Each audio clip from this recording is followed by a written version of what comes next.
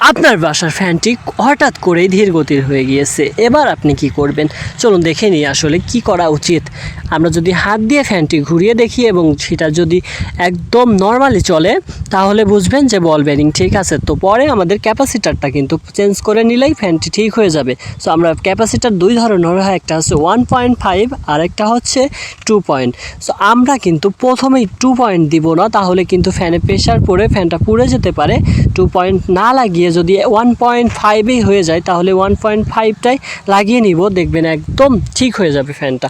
So আমরা কিন্তু এখনই 1.5 যে ক্যাপাসিটারটা সেটা লাগিয়ে নিব এবং দেখব ফ্যানটাতে কেমন গতি হয়। আমার বাসার পোলট্রি ফার্মে বাসায় পড়ে থাকা একটা ফ্যান, যেটা কিন্তু একদম ধীর গতিতে ঘুরছিল। যে ক্যাপাসিটার লাগানোর পরে আরে বাতাস আর কি সুন্দর।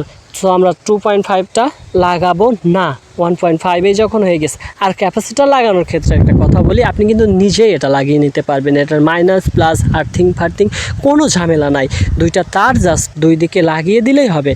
খেয়াল রাখবেন যে তারটা লাগানোর পরে টেপ বা টেপটা সুন্দরভাবে লাগিয়েছেন কিনা। যদি না লাগান তাহলে কিন্তু কোনো দুর্ঘটনা হতে পারে। সো এই বিষয়টা খেয়াল রাখলেই হবে, আর কোনো সমস্যা আর কোনো ঝামেলা নাই। আমার পোলট্রিগুলো এবার কিন্তু গরমে হাঁপিয়ে যাচ্ছিল এবং ফ্যানটা বাসায় পড়েই ছিল, শুধু ক্যাপাসিটারটার কারণে এটা চালানো হচ্ছিল না।